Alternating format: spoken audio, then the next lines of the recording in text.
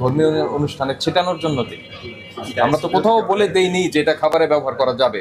এখানে কোনো ব্যবহার বিধি আমরা বলে দিইনি যে খাবারে ব্যবহার করবেন 2 ফোঁটা 3 ফোঁটা, মাংসে 2 ফোঁটা, বিরিয়ানিতে 5 ফোঁটা আমরা কোথাও বলে দিচ্ছি? তাহলে আপনি আমি যে খাবারে ব্যবহার করবে না কি করবে না, ইঁদুর মারার জন্য বিষ যদি বাজারে বিক্রি করি সেটা খেয়ে যদি কেউ মারা যায় সেটা লাইবিলিটি তো আমি নিব না। এটা হচ্ছে কেওড়া জল, এটা শেফ কিসে দেন এটা?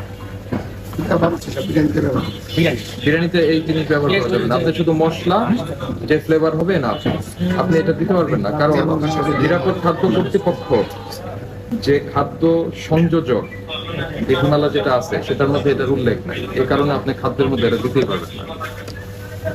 বুঝতে পেরেছেন?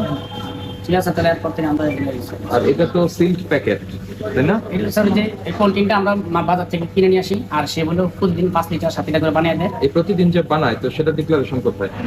এটা স্যার ডিক্লারেশন আমরা দিচ্ছি না, যে থাকে না স্যার, সাথে সাথে সাথে সাথে শেষ।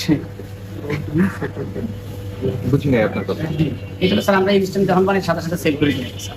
আপনি বলেছেন এটা আপনার মুখের কথা, কিন্তু এটা তো আমরা বিশ্বাস করতে হলে আমাদের তো এখানে ডিক্লারেশন লাগবে, তাহলে স্যার আমি লিখে দিই। লিখে দিতে হবে। তো কবে তৈরি করলেন, কতদিন পর্যন্ত এটা খাওয়া যাবে, শেলফ লাইফ আপনিই ডিক্লেয়ার করেন। আপনি চেক করবেন যে কতদিন পর্যন্ত এটা খাওয়ার উপযোগী থাকে, তারপর আপনি শেলফ লাইফ আপনি ডিক্লেয়ার করেন। স্যার এই ডেটটা আমি এটা কবে বানাইছেন? এটা তো তৈরি করতে হয়। না স্যার, এটা কি তৈরি করেন না কিনে নিয়ে আসেন? এগুলো কি?